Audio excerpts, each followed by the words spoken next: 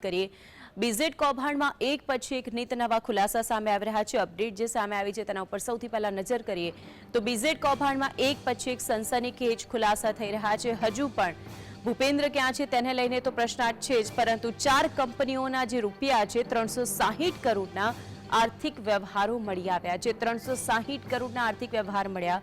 પોલીસે કંપનીઓના 16 bank account છે કે જેને ફ્રીઝ કરીને હવે કાર્યવાહી હાથ ધરી છે। સૌથી મોટી વાત એ કે 100 કરોડ રૂપિયાની 17 જેટલી મિલકતો છે કે જેને પર જપ્ત કરવામાં આવી, જે બેંક એકાઉન્ટ ફ્રીઝ કરવામાં આવ્યા છે। 9 કરોડની લક્ઝરિયસ કાર છે તે પણ જપ્ત કરવામાં આવી છે। જે બેનામી વ્યવહારો મળી આવ્યા, આર્થિક વ્યવહારો મળી આવ્યા। સીઆઈડી ક્રાઇમની તપાસ દરમિયાન આ મહત્વની વિગતો મળી હતી અને તેને લઈને જ હવે તેના ઉપર કાર્યવાહી હાથ ધરવામાં આવી છે। મુખ્ય આરોપી ભૂપેન્દ્રસિંહ ઝાલા અંગે કોઈ જ કડી હજી સુધી નથી મળી। જે ચર્ચાઓ સામે આવતી હતી પરંતુ તેમાંથી હજુ સુધી આ કેસમાં મુખ્ય એજન્ટ મયુર દરજી સહિત 7 એજન્ટો છે કે જેની ધરપકડ કરવામાં આવી છે।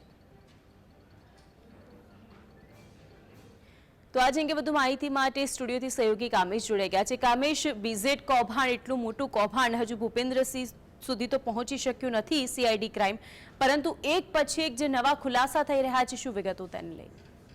બિલકુલ માનસી, આપને જણાવી દઉં કે ગુજરાતની વાત કરવામાં આવે તો ગુજરાત તો હવે જ્યારે કૌભાંડોનું રાજ્ય બન્યું હોય તે સંભાવનાને નકારી શકાય તેમ નથી। એક બાદ એક કૌભાંડો સામે આવી રહ્યા છે। સૌથી મોટા ચોંકાવનારા ખુલાસાઓ થઈ રહ્યા છે। અગાઉની વાત કરવામાં આવે તો પહેલા નકલીનો ટ્રેન્ડ ચાલ્યો હતો, નકલી કચેરીથી માંડી નકલી બાબુઓની ભરમાર એવી ઘટનાઓ જોવા મળી રહી હતી। હજી તે બાબતોની તપાસ અને ઇન્વેસ્ટિગેશન તો ચાલુ જ છે।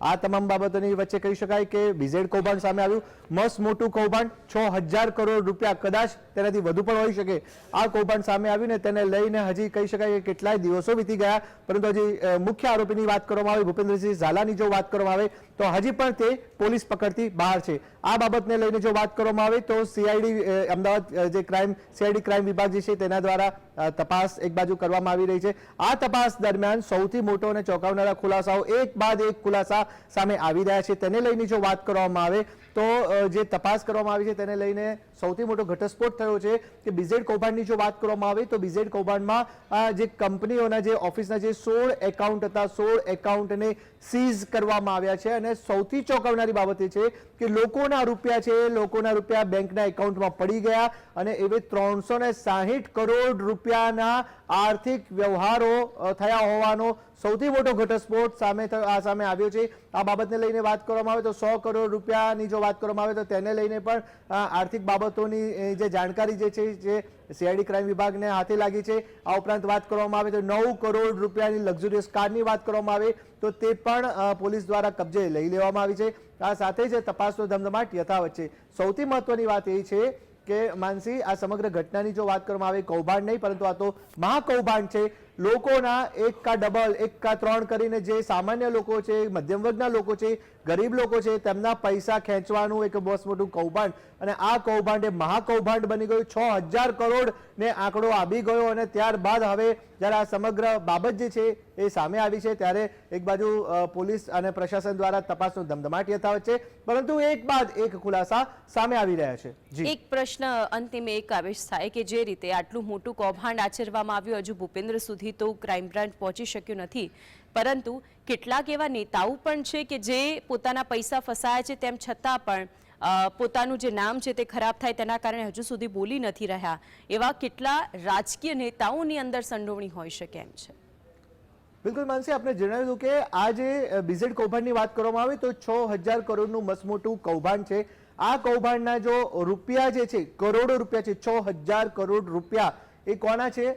એ સામાન્ય લોકોના છે, જનતાના છે, જનતાની વાત છે। અને એટલા માટે જ આ જનતાની વાતમાં આ મુદ્દો અત્યારે સૌથી યક્ષ પ્રશ્ને સામે આવ્યો છે। મહત્વની વાત એ છે કે લોકોના, સામાન્ય લોકોને, બિચારાને જે ગરીબ માણસો હોય છે, મધ્યમ વર્ગના માણસો હોય છે, તેમને ક્યાંક ને ક્યાંક પોતાના પૈસા બમણા થાય, પોતાની આર્થિક વૃદ્ધિ થાય, તેને લઈને તેઓ આ કૌભાંડમાં કહી શકાય કે નિર્દોષ ભાવે જોડાતા હોય છે અને કહી શકાય કે તેમના નાણાં ખંચેરીને આવી કંપનીઓ જે હોય છે, બીઝેડ કૌભાંડ જેવી કંપની, તેઓ ફરાર થઈ જતી હોય છે। આ જે 6000 કરોડના જે કૌભાંડની સામે વિગતો આવી તેમાં એક સામાન્ય બાબત એ સામે આવી રહી છે, અત્યાર સુધી કેટલાય દિવસોથી તપાસના નામે કહી શકાય કે ધમધમાટ જોવા મળ્યો છે, એક બાદ એક ખુલાસા જોવા મળ્યા છે, પરંતુ સૌથી મહત્વની વાત એ છે કે મુખ્ય આરોપી ભૂપેન્દ્રસિંહ ઝાલા કેમ હજી સુધી તેના ઉપર સકંજો કસવામાં નથી આવ્યો?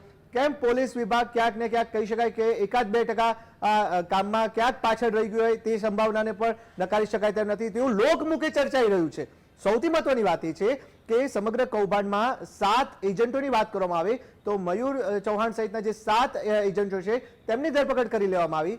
ખુલાસા ઉપર ખુલાસા થઈ રહ્યા છે, પરંતુ મુખ્ય આરોપી ભૂપેન્દ્રસિંહ ઝાલા ક્યાં? આ નેટવર્ક કોના ઇશારે થયું, કોના આખું ષડયંત્ર હેઠળ આને અંજામ આપવામાં આવ્યો? અને સૌથી મહત્વની વાત છે, દર વખતે માનસે આ વસ્તુ રિપીટ થતી હોય છે કે મોટા મગરમચ્છ જે હોય છે તે છૂટી જતા હોય છે ને નાની માછલીઓને પકડીને કામ કરવામાં આવતું છે. દર વખતે તંત્ર દ્વારા પણ આ જ વસ્તુ થતી હોય છે. ત્યારે હવે જોવાનું એ રહેશે કે બીઝેડ કૌભાંડમાં મુખ્ય સૂત્રધાર છે, મુખ્ય કૌભાંડી છે ભૂપેન્દ્રસિંહ ઝાલા, તેના ઉપર ક્યારે પોલીસ દ્વારા કડકમાં કડક રીતના સકંજો કસવામાં આવશે અને ત્યારબાદ કયા કયા મોટા માથાઓની સંડોવણી હોઈ શકે છે, કયા રાજનેતાઓની સંડોવણી હોઈ શકે છે, કયા મોટા ઉદ્યોગકારોની સંડોવણી હોઈ શકે છે, એ તમામ બાબતો ઉપરથી પડદો ઉચકાશે. જી બિલકુલ કામેશ, આપ જોડાયા અને સમગ્ર વિગતો જણાવી.